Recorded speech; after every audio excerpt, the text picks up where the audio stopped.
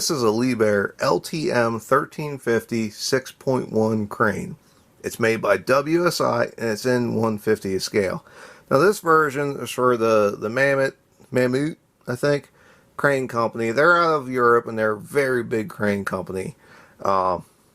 They have probably a lot of these 1350 cranes, and it's certainly not the biggest crane they have by far. They get a lot bigger than this. Now 1350 means that it's 350 metric tons, but typically in the United States they don't rent cranes by metric tons. They rent by the short tons or whatever. So the equivalent it's about a 400 ton. It's not exactly 400 ton capacity, but it's pretty close. So they typically rent as a 400 ton crane, and this is really nice. It's a really nice model. I mean, just looking at it, it's got detail out the wazoo, but it does have several shortcomings to it. WSI, when they first came out, they put out just ridiculously nice models. The detail was out the wazoo, and they were priced very affordably, and they were very well done. But the quality control started to slip, and this was one of the models where it started to get bad. And this poor guy does have some issues. If you're going to pull them out of the box and set them on the shelf like this, then it's fine. But if you're going to try to put it together, you're going to have some work to do.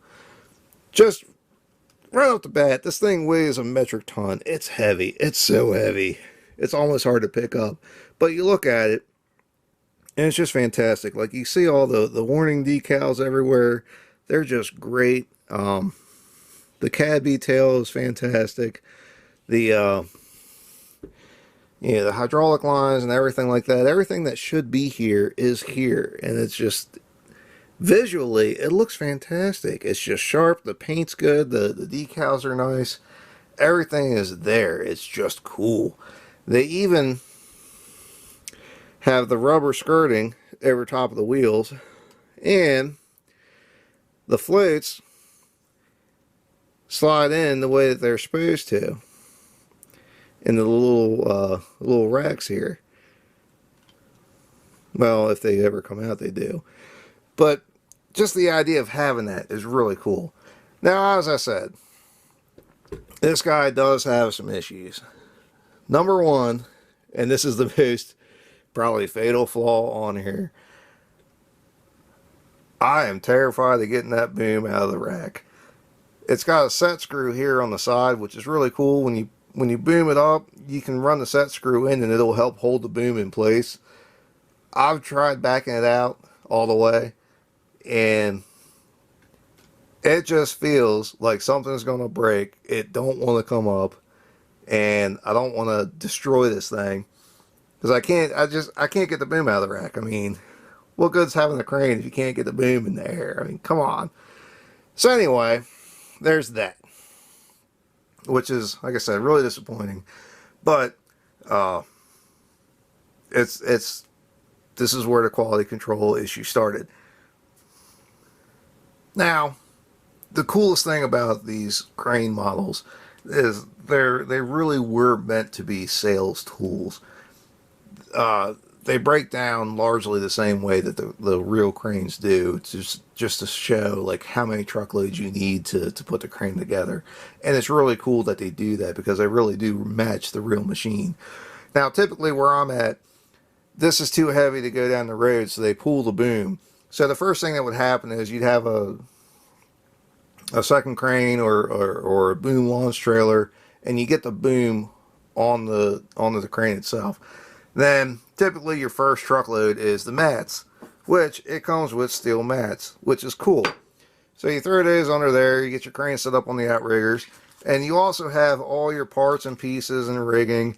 There's a single shift block in here. There's I don't know, maybe it's a big block with maybe like an 8-part rigged in it on the crane right now. But you have all your parts and pieces for your first load. And then the next thing that'll come in, typically, depending on how you have your crane set up, is the base plate. And the way the base plate works is you set it right there, and you notice it's curved just a little bit. It allows, well, first, the center section here, it's got a pair of cylinders, and it'll raise up above these ears right here on the back of the house.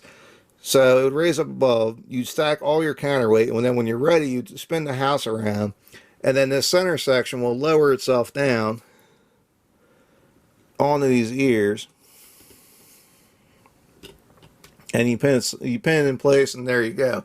And that's how you mount the counterweights on the crane. And you'll notice that this has a second winch in here, and the bail for the luffer, the luffing jib. Now, that is a sore subject.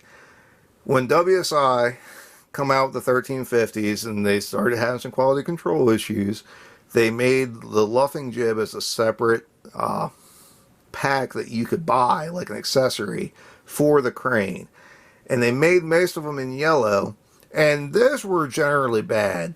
Like if the boom sections didn't line up just right where you could pin all the pins, make all 4 connections, they would twist as they went further out. So if you could even get it together, it just looked terrible. And they did make a run in red to match this crane. Now those were even worse. So if you could even get 3 of your holes to line up on your boom sections, your last boom sections, everybody's got some issue here, there, whatever. And that's if they even show up and they're in one piece and they're not broken. So anyway, and the other thing too is they're so expensive. They're typically $300 to $400 for these luffer kits. And if you're going to drop that much money on something that doesn't even work, you ruffle a lot of feathers. And it's just, it sucks to say, but it is what it is. I would love to have a luffer for this crane, but I'm not going to spend that much money for something that's essentially a piece of junk. And this is borderline there because I can't get the boom out of the rack. So, but anyway, moving on. Alright, so you got your base plate on the crane. Now you got to get your counterweight. And it comes with enough counterweight to max out the crane. Now basically these counterweight sections here, each one is 10 metric tons. So between the two of them, the 20 metric tons works out to somewhere like 45,000 pounds. So this is a tractor trailer load right here. And you have enough for 3 tractor trailer loads worth of weights for each side. And you also have the 5 metric ton weights right here, which is cool. You have 2 of these. So right there, that's 3 tractor trailer loads. You got another 3 tractor trailer loads here. Well, that's number 7 tractor trailer, number 8 tractor trailer, and number 9 tractor trailer. So far, you got the basic crane, you're ready to work, you got all your parts and pieces, almost, and your 9 tractor trailers in. Your number 10 tractor trailer is right here for the Y guys. And this is one of the really cool things about this set, is you have the stands that fold down. So typically, what would happen is you'd boom up, you swing out of the way, and you can set it with your own crane. You can set it with the 400, or you can have the assist crane. You have these little, you have this mount right here that'll line up there. You have the stand right there on the back, and then once you get them both on there, you lay the boom down, and then you pin it all together. But it doesn't quite work.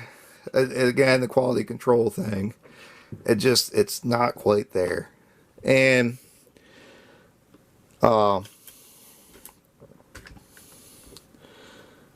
another note of just disappointment with quality control in general. On this side, it'll work. You can pin it in there and it'll be okay.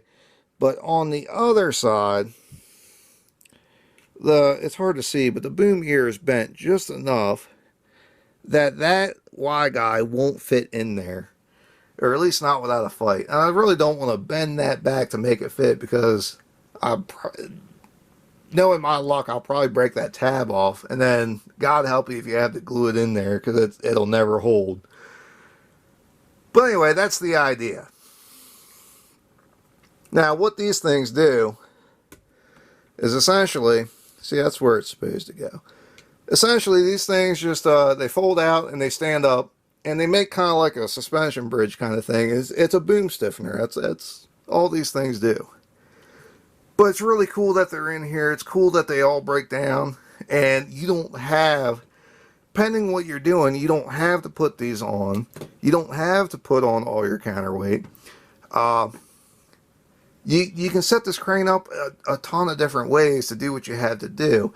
And it's really cool that the model allows you to do that. It lets you match whatever scenario you want to have. You don't even need these to run the luffer, depending on what you're doing. Or if you have like fixed jib, you don't necessarily need those. You can put them on, but you don't have to. Anyway, that's about all I got for this.